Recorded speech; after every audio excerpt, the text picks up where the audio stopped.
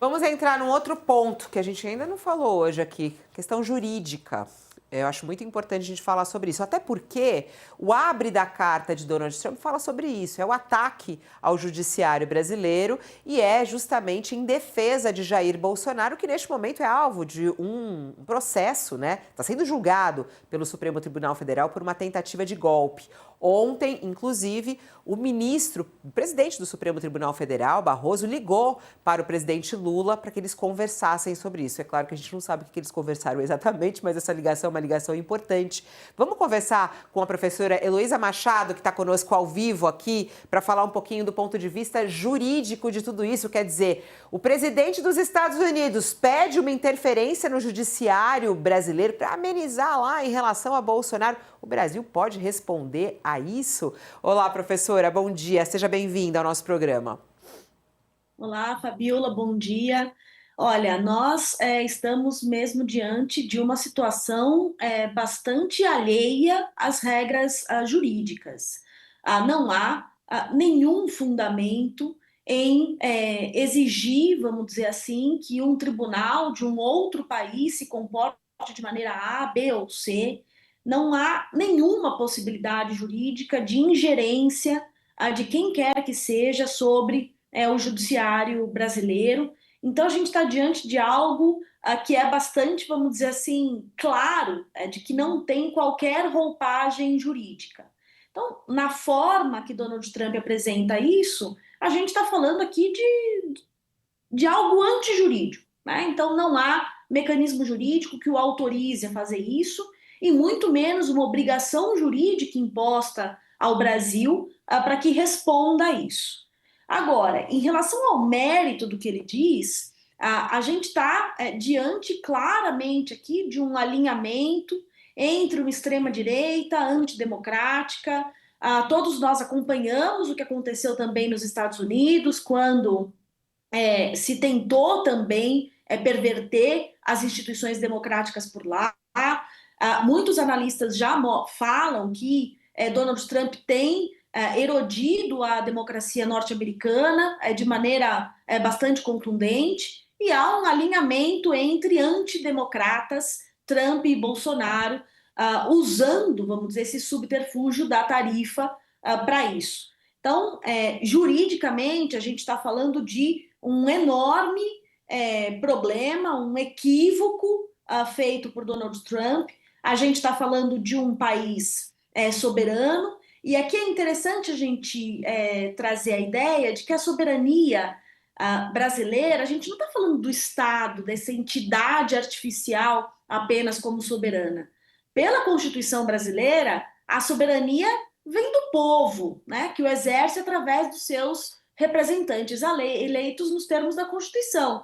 Então a gente está falando que é uma violação da nossa soberania, enquanto povo brasileiro, aqui um presidente de um outro país venha dizer que o judiciário tem que se comportar de maneira A, B ou C, sobretudo quando esse judiciário está agindo também para preservar a vontade soberana das urnas e confrontar uma tentativa de golpe que foi Heloísa, conduzida, segundo as acusações, por Jair Bolsonaro.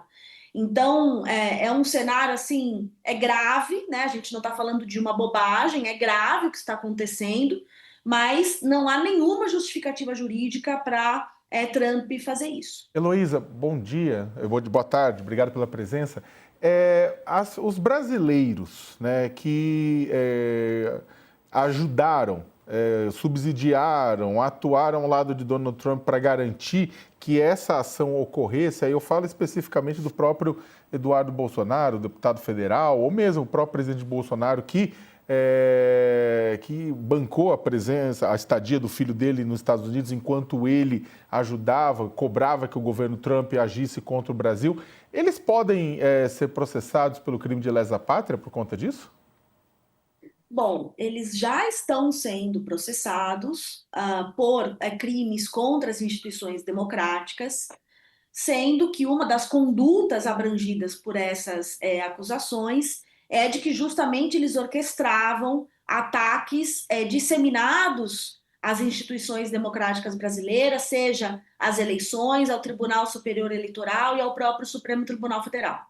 Sob essa perspectiva, essa articulação deles no âmbito da política norte-americana pode ser vista como mais um ato que se caracteriza nessa denúncia que tem sido apresentada por abolição violenta do Estado Democrático de Direito e por tentativa de golpe.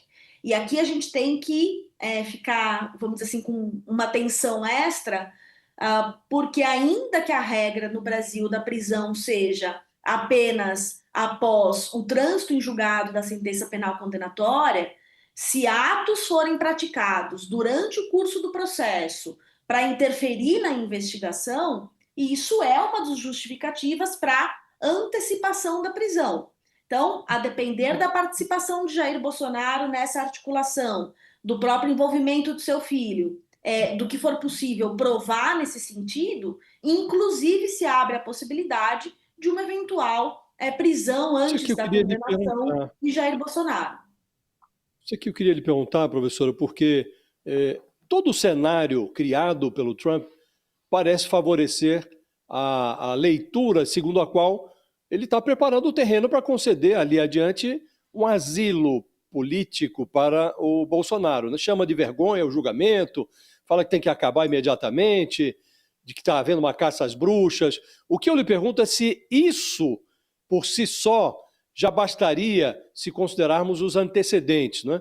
Aqueles 2 dias que o Bolsonaro se refugiou na Embaixada da Hungria, quando tinha lá o receio de amargar uma prisão preventiva, a fuga dele para os Estados Unidos logo depois da eleição do Lula, esses antecedentes, mais as declarações do Donald Trump, justificariam já a decretação da prisão cautelar do Bolsonaro, ou a senhora acha que ainda é precipitada essa providência? Olha, a gente está falando aqui de uma reiteração de um ataque à integridade do tribunal, né? Então a gente está falando de mais uma tentativa de mobilizar as massas contra o Supremo Tribunal Federal e, sobretudo, neste caso específico que investiga uma tentativa de golpe. E a gente está falando de uma possibilidade, ainda que não haja uma atitude que parta de Jair Bolsonaro, a gente está falando de uma possibilidade disso se reverter num asilo ou num acolhimento dos Estados Unidos numa eventual fuga de Jair Bolsonaro. É preciso, né, que se tenha algum tipo de conduta que parta de Jair Bolsonaro, né, da sua participação nesse plano, sejam mensagens, encontros, reuniões, para que isso seja possível. Agora, que uma tentativa de fuga e seguidos ataques ao tribunal que está julgando, sendo que os ataques ao tribunal eram parte do crime que foi cometido, isso são razões suficientes para antecipação da prisão, para uma prisão cautelar antes da condenação.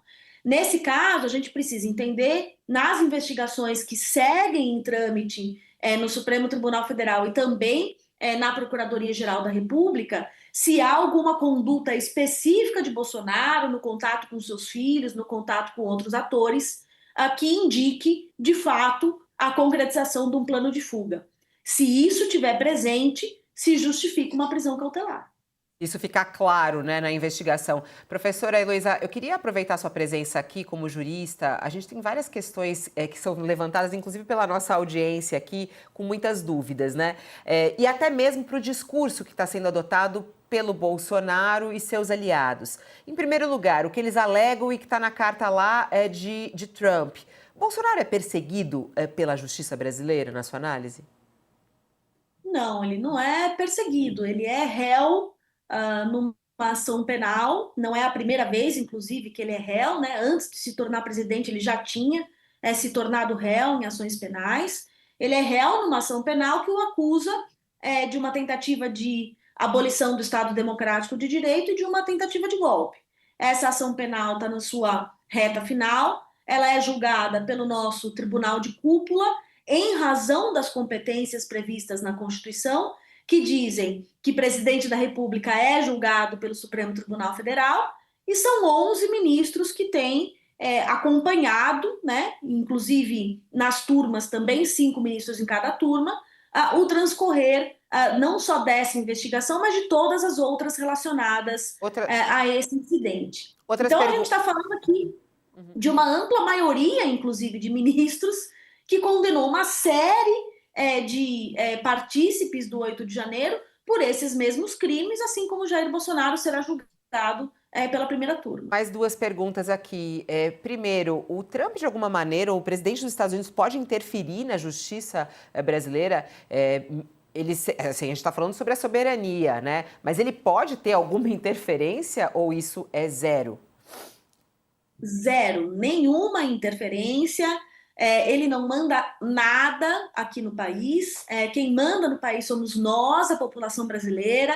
É a nossa vontade manifesta na urna que faz com que as decisões sejam tomadas. Então, ele não tem nenhuma ingerência sobre os tribunais brasileiros e é gravíssimo ele colocar isso numa carta para impor uma tarifa que vai prejudicar certamente o comércio brasileiro. Então, a gente está falando assim de algo grave em termos da política internacional, mas sem nenhum impacto concreto no que se refere à interferência do judiciário.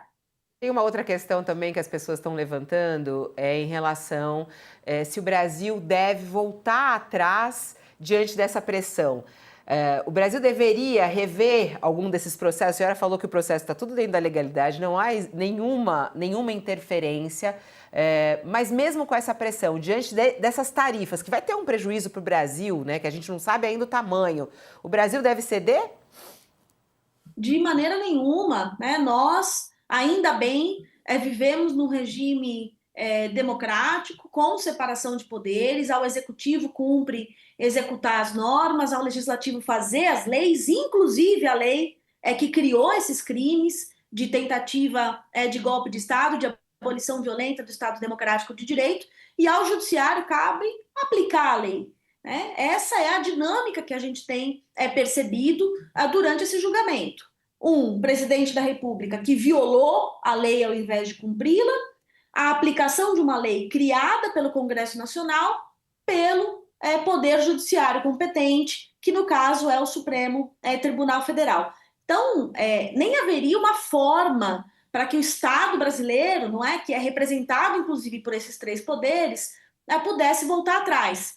Nem o presidente da República pode determinar que o tribunal abandone o curso de uma ação penal, isso seria inimaginável, e muito menos o Congresso Nacional pode mandar parar a tramitação de uma ação judicial. Então, a gente está falando aqui claramente de uma tentativa de defesa, né? E acho que eu concordo também com o Sakamoto, tem um quê de autodefesa do Trump nisso também, né? Porque ele, em parte, também já foi acusado desses crimes e, eventualmente, pode vir a sê-lo novamente. Então, a gente está diante aqui de um cenário em que essas ações penais têm transcorrido dentro das regras constitucionais, sob a supervisão de vários ministros do Supremo Tribunal Federal, e o Trump está apenas, vamos dizer assim, dando eco a essa estratégia de defesa de quem está sendo acusado por uma tentativa de golpe.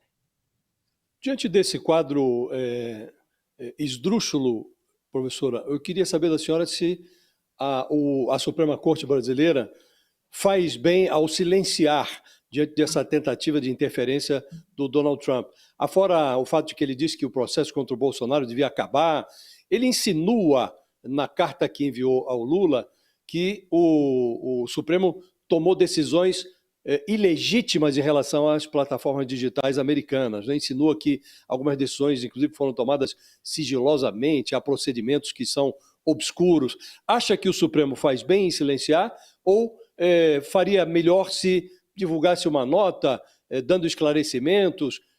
Qual seria o comportamento adequado e ideal para o Supremo? Bom, se o Supremo vier a se manifestar, porque querendo ou não, há inclusive uma demanda da sociedade brasileira sobre essa posição, a que seja uma manifestação institucional através da sua presidência, né, e não com falas esparsas de alguns ministros.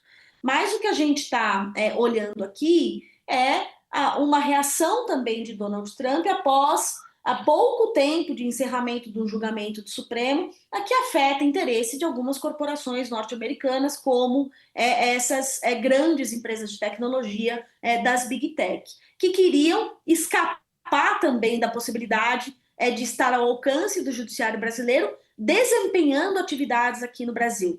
Então, há um pouco também, vamos dizer assim, de retaliação, se a gente puder imaginar, a esse julgamento que reafirmou a necessidade de responsabilidade das redes pelos atos cometidos aqui no Brasil. Sobre essa informação de decisões secretas, a gente está diante aqui de um cenário completamente diferente. A gente tem decisões que afetaram redes sociais no âmbito de investigações criminais, inclusive dessa tentativa de golpe, e a gente tem uma série de decisões judiciais que foram tomadas no âmbito das eleições por violação da lei eleitoral, e são todas absolutamente públicas e acessíveis, todo mundo pode acompanhar ali no Tribunal Superior Eleitoral.